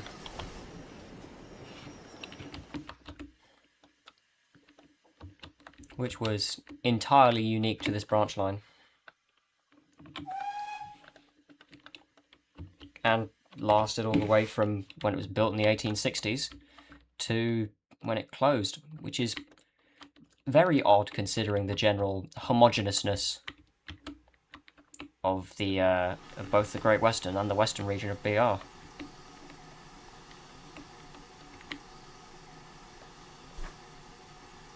course, brick platform edges. Lots and lots of detail I've included along with this, which is it is the modern pattern of signposts, so I do need to replace it with something more prototypical. I don't really know why it was green, or why it was kept, but I would wager that it was green in the first place, because it was cheap pigment.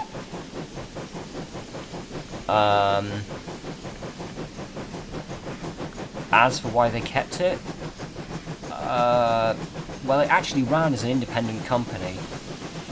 It stayed as an independent railway company all the way till the 1890s. So a good 20-30 years. I suppose the individual identity of the branch just kind of stayed. And when the Great Western took it over, they just kind of let them keep it. On some of the stations, anyway.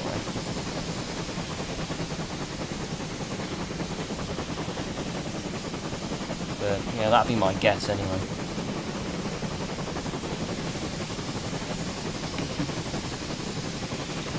green used to go all the way along the branch line, all the way to Fairford. But, yeah, the GWR did repaint chunks of it.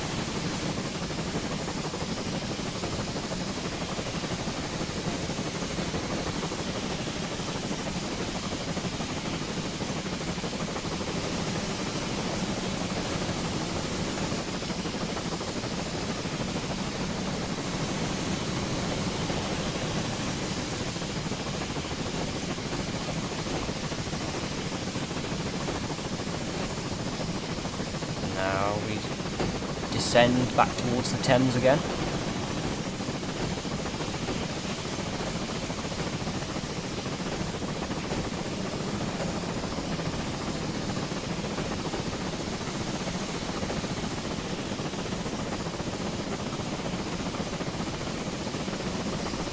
In the direction of Ensham.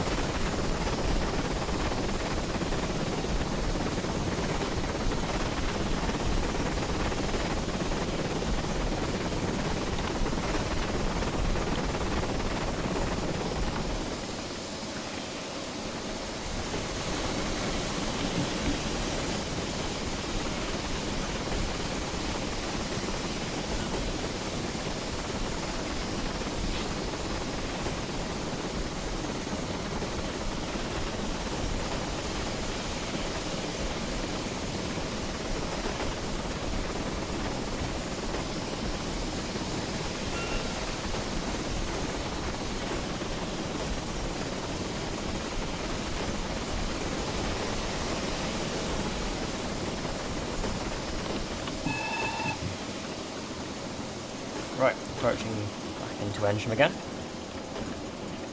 Making sure I'm not wrong roading myself.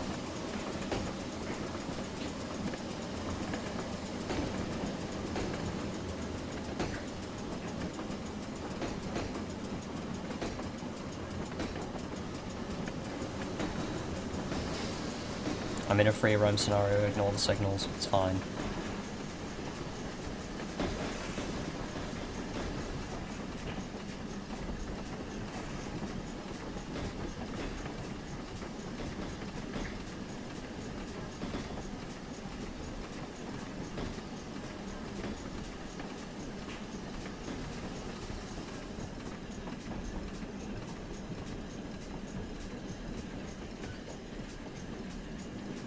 All of this is gone now, which is depressing.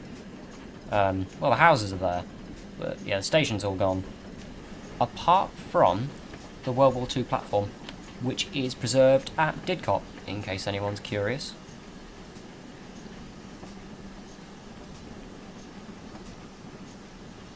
And there's also various other bits of random paraphernalia just out and about. I know the ground frame hut from Brisnorton and Bampton is at Toddington on the narrow gauge, as well as I think the main signal box nameplate is also there. I'm not sure though, I've only seen like one photo a few years ago. I'd have to actually go. I know Didcot have obviously the Ensham platform, the signal box nameplate from Whitney, and the station running inboard from Fairford hiding somewhere in the back of the works, I think. So there's a remarkable amount from this line that's actually been preserved. Of course, apart from the line itself. Which, if I were king of the universe, or at least had any money,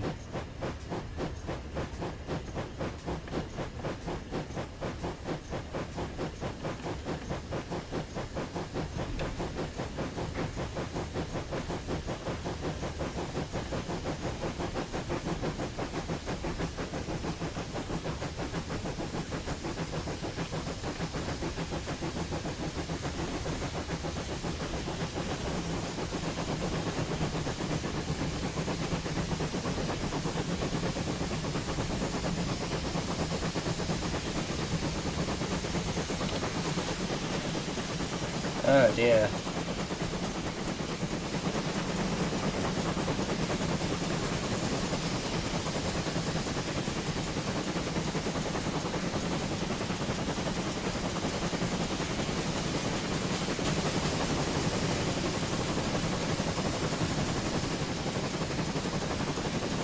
Oh yeah, this section of the railway line just here is it's a road now, going around the bottom of Bensham. And this is the main road to Oxford, which just over there crosses over the Swinford Toll Bridge, which anyone in the area will tell you is the bane of their existence first thing in the morning or in the evening. And it's 5p toll and several mile traffic queues.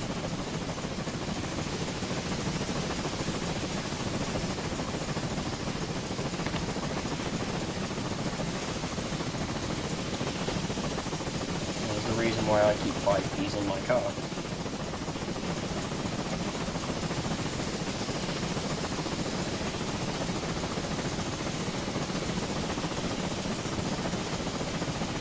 Oh, the 5p toll's in some weird quirk of law, which means they get to collect it tax-free forever. So it definitely is worth it for them in the end.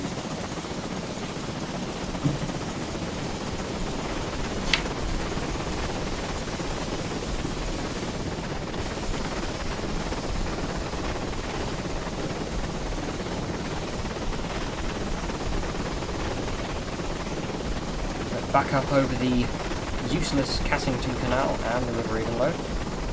The canal, which was dead within like 3 years of the railway opening.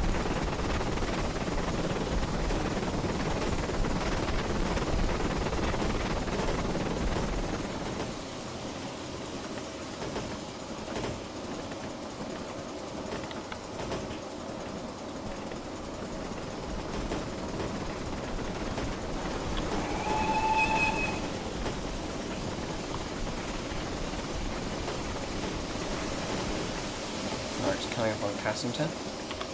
I should probably not be going quite this quick, but it's fine.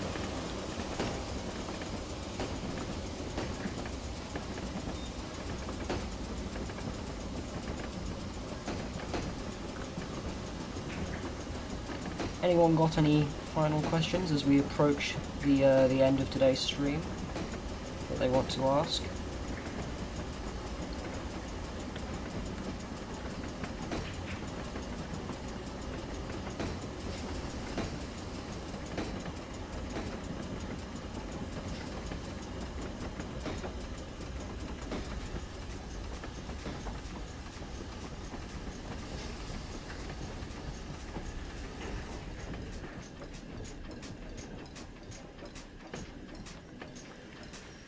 Don't worry, this overshoot was intentional because it's supposed to be, when going this direction, the back carriage will be up on the platform, but going the other way, it's the front carriage.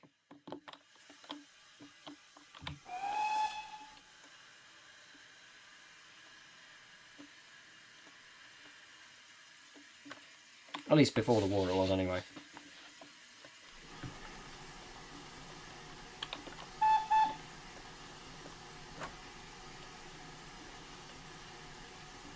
But now we traverse the final stretch back to Yarnton. Normally, services run all the way through to Oxford, but as it is not ready to be showcased, I will not be going that far today. But I assure you all, when it is ready to be shown, there will be screenshots posted in the GAD server first, and then there'll be a video or stream on Oxford Station itself when I find the time.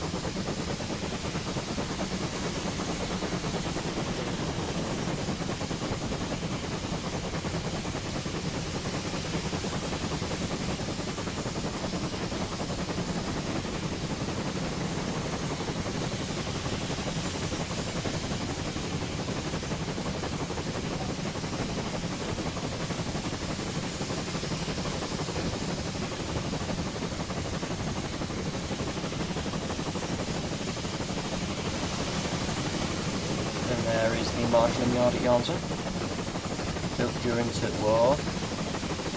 Rather big yard. It was mostly used for mineral traffic coming in from the LNWR and going between the Midland and Western regions off of the northern curve.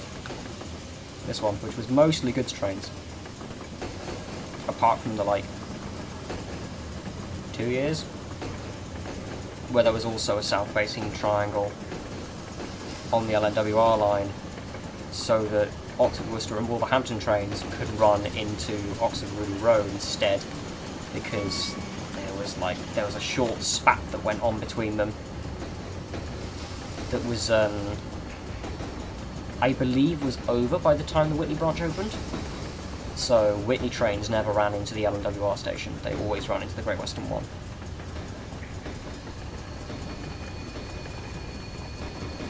Yeah, so as we curve back onto the main line and back into our starting point.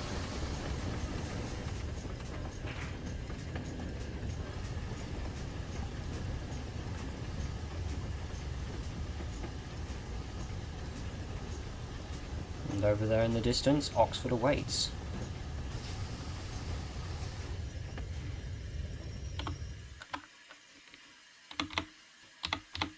So, thank you all very much for tuning into this stream. It has been nice to show off a nearly finished route and just sort of yap about it into a microphone for a couple hours. So with that, I bid you all good night, good afternoon, good evening, and good night. Farewell.